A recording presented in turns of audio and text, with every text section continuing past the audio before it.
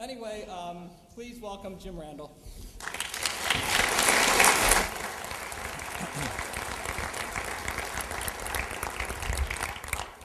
Flick this on from I'm on.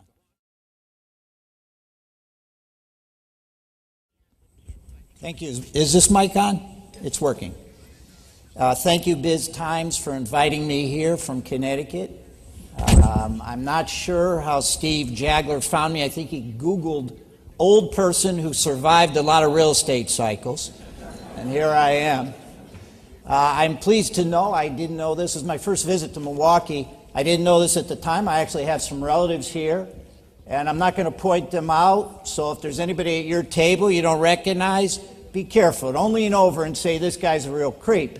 Might be one of my relatives.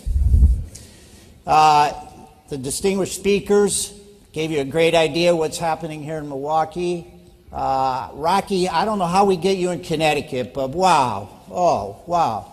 We need people like you in Connecticut. I grew up in Sandusky, Ohio. Anybody know Sandusky? Cedar Point? Anybody?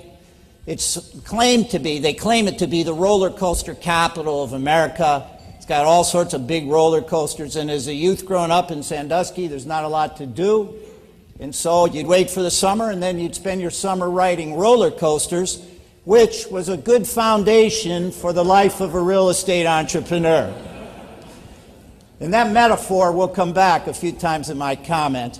By the way, I will stick strictly to the time. I know most of you probably have to leave at the 9:30, but I'll hang around if anybody wants to chat about deals.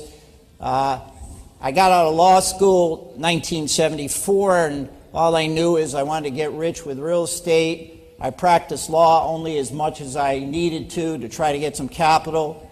And then I started buying. And I bought and sold single-family homes, duplexes, triplexes, apartment buildings, office buildings, retail, factories, warehouses, land. I think I pretty much did it all. And I also have lived through a couple real estate cycles.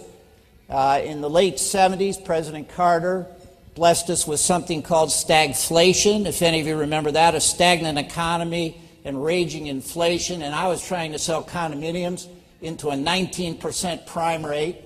That was unpleasant. And then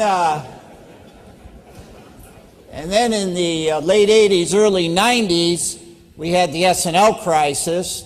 Banks, I imagine it was same here, but all over New England, banks and S&Ls were failing, and we got to deal with the FDIC, Resolution Trust Corporation, and those of us who are heavy into commercial real estate, you know, our values at the time, and it was not unlike today, there was really a real problem getting financing. So you couldn't sell a property because there were no buyers, there was no debt.